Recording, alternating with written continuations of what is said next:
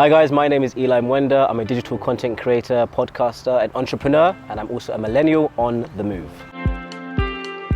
I use the platform of Instagram primarily.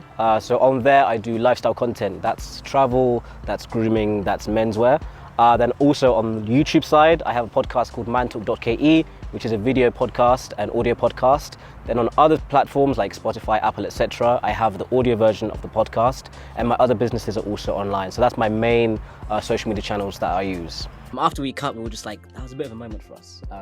So now we've refreshed and we are back with another one. This is also always a fan favorite, right? I think we're very lucky to live in the kind of age we do, because my favorite thing about content creation is it's given so many people an avenue to express their creativity, whether that's through brands, whether that's through their lifestyle content. So me personally, the favorite thing I like doing is when a client comes to me and they say they want something portrayed in a certain way, I get to go away, work with my other friends in the creative industry and create stories, create narratives to now sort of push products. On the other side of that, just in terms of my lifestyle content, imagine you go on holiday and you've always got these videos but you don't have a real reason to edit them. When you have a social media channel, you can go back like 2 years and look at a nice video you made of your holiday, all your friends together, and it's a good way to keep track of your life. So that's my favorite thing, the memories, and also getting creative and making stories and working with other people on the platforms. If you have the confidence to invest in yourself, right, people are way more likely to invest in you. So my podcast is called mantalk.ke. We started it 3 years ago, coming up to 4 now, in 2019. The main goal, as the name suggests, for Mantalk was to have men to start having conversations around issues in society, things they're going through, and just have a nice safe space for guys to start conversations and challenge issues. As we grew, it's now turned into a platform for men and women. So what we do now, we bring both the genders together and we tackle issues. As much as that, we also just have fun and we just talk about like dilemmas. We go live every week. We talk about people's dilemmas, whether it's relationships, work, and we find that when you start to have conversations with loads of people from different mindsets, you come up with very interesting conclusions. So that was the whole point of the podcast. So I host it with my friend Oscar Come. We come from very different backgrounds. He's a lawyer that does finance. I'm an entrepreneur and content creator. So we have two different worlds. So when we tackle an issue, it comes from different angles. And we just like having conversations that men don't typically have.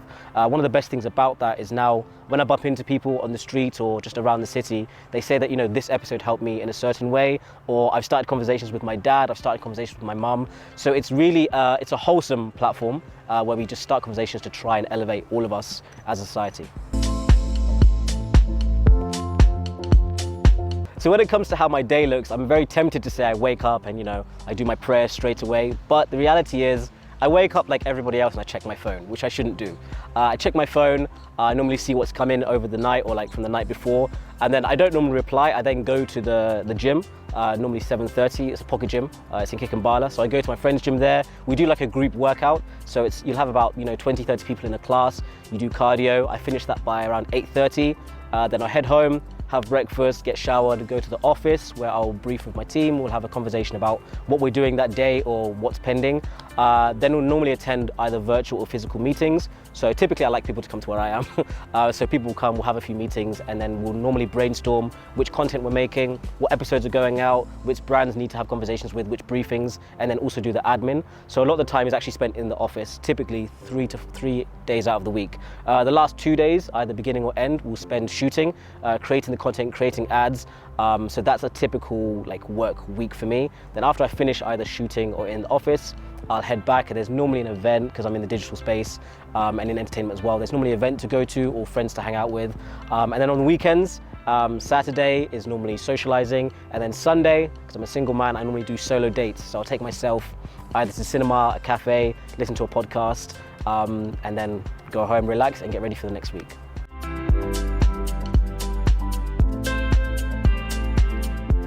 So I was born in Westlands, in Aga Khan, in '92. I'm 30 years old. So I was born there, and then after about 2 months, we moved to the UK with my family. Spent all of my formative years there, all of my adult years there, and I came to Kenya in 2019, as I mentioned earlier. So growing up, I was an active guy. I was a very sporty guy. I was always into physical activities, and I was relatively academic, but I was the kind of guy in class that was cheeky and manage to kind of get away with it and still get the grades. I was that guy. In school, I would describe myself as probably more of a leader. It just came naturally to me, so I had always different groups of friends. I moved around quite a lot, so I used my like sport and social currency to like make friends. I also grew up in an area where I was always the only coloured person, so that was interesting, came with its good and bad. So I moved from Oxfordshire when I grew up, and then I moved to Kent later. Did my university, did public health because I liked the physical aspect of help and like helping people. So I did that, then finished uni. Then I was on holiday and I came back to Kenya to like, see where I'm from, and I fell in love with Kenya, and then I ended up staying here, ended up doing content creation, the podcast, etc. And then now I'm sat here today at 30 years old. If you followed me for a while, then you will know that this is my sister. I was always taught to look up. My family's made up of 5. I'm the middle child. So my parents obviously grew up in Kenya, they were born here. My older brother moved when he was 8 years old, so I've got an older brother called Samson, have a younger sister called Rebecca. You probably know her on Instagram as I am Inkarote. So she's a content creator as well. My father's a consultant, my mum's a stay-at-home mum. So yeah, we've just been a tight-knit family of 5 that sort of moved around together. Yeah, I think there's a saying at the moment that, you know, everyone's doing jobs they never trained for, right? So I went into public health because of there's also a weird time when you're 17, 16 where you have to pick a degree and you don't really know what you're passionate about. But the only thing I knew is that I liked physical health, I liked helping people. So my goal was actually to be an epidemiologist. If you remember when COVID happened, there was loads of them that were saying, you know, how to structure the population when there's a crisis, etc. So that was my goal, to help with things like spreadable diseases and pandemics. However, that was before COVID, by the way, my university years. So after that, after doing my public health degree, in second year, I realized that I really liked business. So I love business. I started doing fashion back in the UK. I had a clothing brand. I shadowed my father in Central Europe now when it came to business as well. So I learned the ropes when it came to business. So when I moved to Kenya, I found myself doing business here, but I didn't have any people my age because I didn't grow up here, so I didn't know anybody. So through doing business, I realized I needed a social life, and I started posting online. This is where the dots are connecting. So I started posting online, and then I found myself knowing people that were my age, interacting with people that are very interested in the same things I am, like fashion, etc. Then my following started to grow, and I started to work with brands. So over the last 3 years, I've kind of transitioned from the typical business I was doing in Nairobi to now doing full-time content creation. So it was that kind of scale of just, I needed to socialize. Then I started knowing more people, started making more money in content creation because of the consistency. And then that's why now I full-time do content and I don't really do anything in the public health space at all. My parents are very, very supportive, but they definitely have the attitude of like, you need to go out to the world and learn on your own. The only privilege they've given me is like the opportunity to fail and still have a home to go back to. However, my character, I didn't even want that. So the kind of support I got from them was just verbal encouragement. But when it came to carving out my career, I had to kind of prove to them that there's a reason I'm going down this path. So I used to liken my rate card and my media kit to a CV. So I used to say to my parents, look, I'm building my CV so that I can be making money from creation because I really enjoy doing that. But at the time, I couldn't just jump and become a dependent at the kind of age I was. So I had to keep on doing business, keep on making revenue, so that even when I'm making that decision myself, I'm self-sufficient in all of that. So the support they gave me was definitely more, you know, emotional, words of encouragement, etc. But they're very much like, you know, grab life by the horns, go and figure it out. And when you fail, you can have a conversation with us. So that was the approach. I also like this. There's not a second left. You know that tomorrow I'm hustling like there's only one more second left of this hustle. Yeah, I think it's really important for parents to support their kids, basically because the kind of mindset they've had and the kind of upbringing they've had was not prepared for the kind of world we're in now. So what I mean by this is a lot of the time a parent's love can extend to what their knowledge is. So if a kid comes and says, I want to be a photographer, when they were growing up in the 60s or the 80s, they don't see photography as a high revenue stream. So the kind of advice and love they'll give them is like, don't go down this road, go down this road that's safe to me. But I think it's really important for them to support and listen to what their offspring is saying, and actually let them justify why they want to go down this certain route, because you never know the potential that your child has that they can tap into if you block it before they even try to explore it. So that's why I'm really grateful for my parents. They did not understand what social media was, but they just said, I trust you, go and try it. And sort of see how it goes. So having that kind of mindset, if my parents had blocked me off the jump, I would have never gone down this road. I would have never done or created the platforms I wanted to do. So it's really important to let them foster your child's ambitions and their creativity, because you don't know what's inside them. You might not understand it, but if you give them the chance, they might excel. So I would say that my biggest achievement is definitely moving from Europe to Africa. We're going to talk more about that after the break on Millennial on the Move.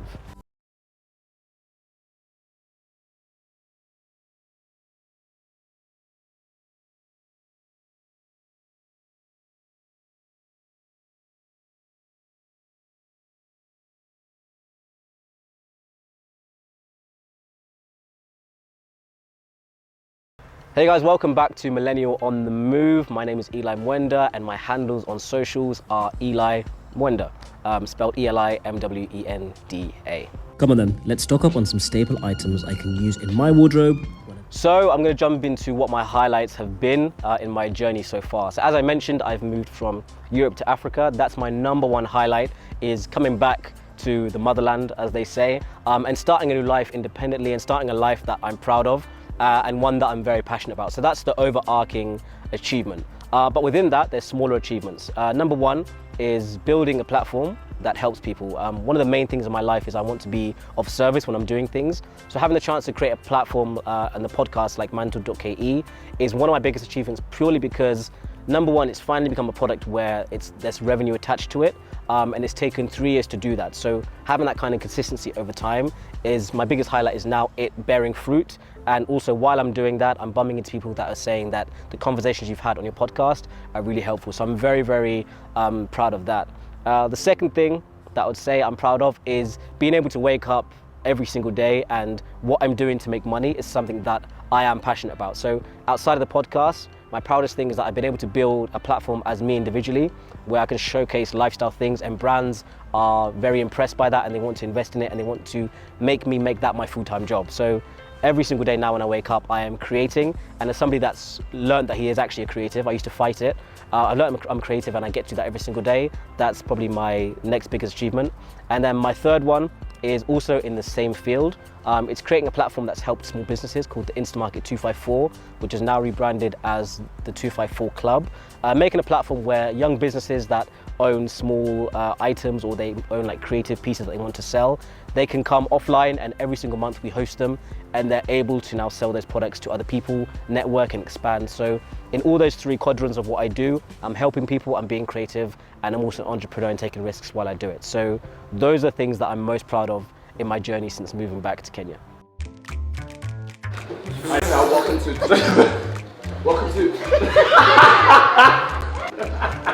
Have you seen? I'd say during my journey of achieving these things so far, I think my number one lesson has always been to communicate. Purely because a lot of the time you try to go on a journey alone, there's things that that can build up in your mind. So it spans from business to even you personally. But when you learn the art of communicating, number one, how you feel, and number two, how you want, you'll find that you'll find that the people you're interacting with are getting the best version of you. What I mean by this is, if you have loved ones or family that you're not communicating how you feel, they're not going to understand if either you're in pain or you need something or you need support or you need a conversation, and it can just create like a lot of loud noise in your mind. But when you start to communicate that, it helps you have more clarity. Then when it comes to work, if you're talking to a client and you don't tell them what you want off the bat, you're never going to be feeling like you're achieving your highest potential when talking to that client. So communication has been the number one thing, being able to vocalize how I feel professionally and personally. Number two has been patience. I think especially when you're in a creative field like we are at the moment, it's a new field. People are now allocating budgets to certain things they weren't doing before. So that means a lot of the time you have to kind of prove yourself. You have to put in a lot of work before people understand the product you're trying to create or the kind of message you're trying to do. So the patience there means that you have to kind of be passionate, which is the third thing, but I'll get into that later. So the patience is really, really important, because otherwise you're going to fall off and you'll never actually know that if you waited for a few more months, a few more weeks, what you could have achieved. The final thing is passion. I've really learned to identify what I love and what I'm passionate about, because that helps me with the other two, which helps me with the consistency. Because there's going to be times where you don't feel like doing it, but if you remember why you do it and you're actually passionate about the thing that you're doing, you're going to find that the darker days, the harder days are much easier than if you're doing something purely because you've been told by someone that this is what you should be doing, or you're following something purely for monetary gain. If you manage to find a passion, then it's going to help you with the consistency and help you with the patience along the journey. The list of people that inspire me is endless, but I'll give a few. Number one is my father, 100%. That's because that's the first example of a man that I grew up with, and he's still around today. It sounds like he's not. That's the first example of a man that I've grown up with. He's taught me discipline. He's also taught me integrity, which is the number one thing that's really helped me in my business journey. Just dealings with people and how to hold yourself to a high standard. And he's also taught me the respect for women that you need in this world, and in one where there's a lot of people with disrespect, to sort of have that high regard for women and for people in your society and to uphold your community. That's something I learned from my father. Other figures that I look up to is kind of random, but Kevin Hart. That is purely because I've watched a career that's not similar to mine, but it has certain things that I can identify with, like doing multiple things at one time, and also just having the work ethic when it comes to your physical health as well. He's somebody that I've enjoyed watching as I'm going on this content creation journey. The next one's probably Denzel Washington, just because of when it comes to integrity when taking projects. That's somebody that I really look up to. And the final one is probably Barack Obama, purely because of being the first and being able to see something before people do, being able to see that you can be a president before anyone else understands that. For me, it's a very, very good mindset to have, that, you know, your reality can become everyone else's if you take a chance on yourself. So those are my 3, 4, I can't count. Those are my people. I find that when it comes to telling people your dreams, it can be good and bad, but I'll give a faded picture of what my dreams are. My idea is, with all the things I'm doing, I've mentioned at the beginning that they're of service. The main thing of that is I want to just be of service to even more people. If it's coming to my page, you want to find out about grooming, you want to be inspired where to go to travel, you want to find out how to stay consistent with fitness, etc., or just be like a modern gentleman if you're a young man, or even get nuggets of wisdom if you're a younger lady. I just want that to expand to more people. I want that to expand even out of our country, our city, our continent, and I want to just touch more people with the things that I've learned that I can sort of reiterate to others. The second goal is linked to the first. I want to also do that with the Man Talk platform and the podcast. We've recently done this. Our first step was to go international and do a season in London, which we've just done. And so being able to have, like, to champion African intelligence, champion African narratives, and hold conversation on an international level when it comes to the podcast is one of the big goals.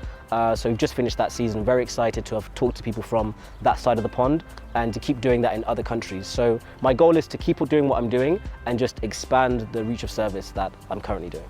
This is what I want to do this. Linen. A lot of linen. Retro cars, drop tops. Yeah, you know.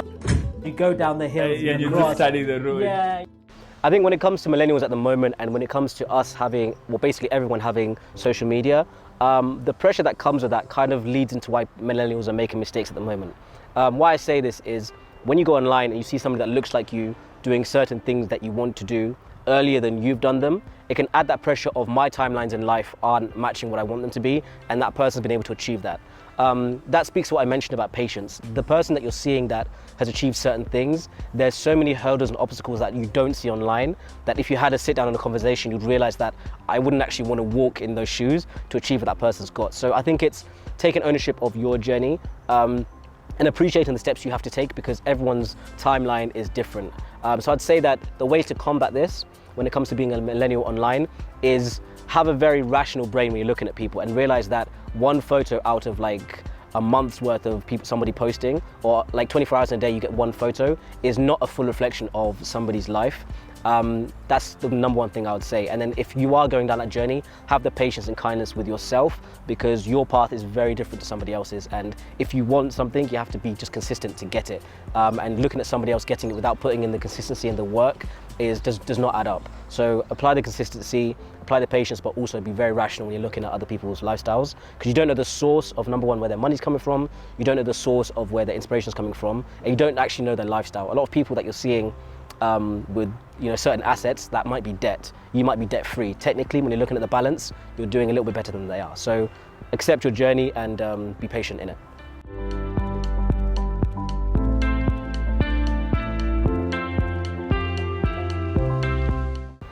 So when it comes to grooming and looking after yourself as a whole, whether it's outside or inside, I always look at that as a reflection of how much respect you have for yourself and how much love you have for yourself.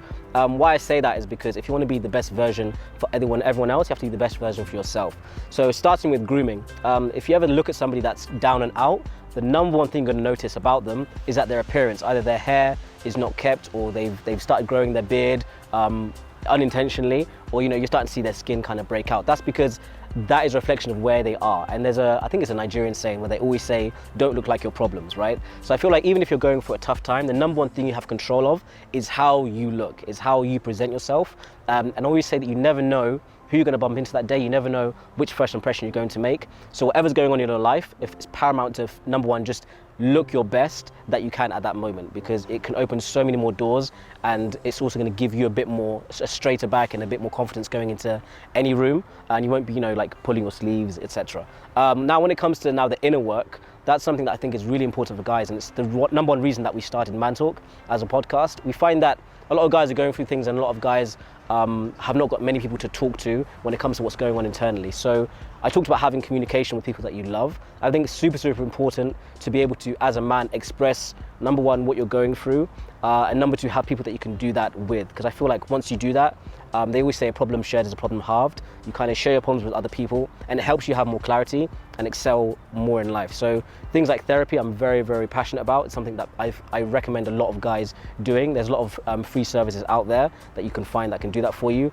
And when you take that time to invest in your mental health and invest in your physical health, when you're now bumping into people, you're going to be giving them the best version of yourself. And they always say that preparation meets opportunity. And if you're not prepared with those two facets, when the opportunity comes, you might just miss it. So take a lot of care when it comes to outward and inner work as a man. Even golfing, like I started playing golf this year. Yeah, we saw you with BN on the exactly. yeah. I started playing golf this year. Yeah. I'm actually pretty damn good at it. Like, on the subject of golf, how's your swing, my friend? You can find me online as Eli Mwenda. That's on Instagram and TikTok.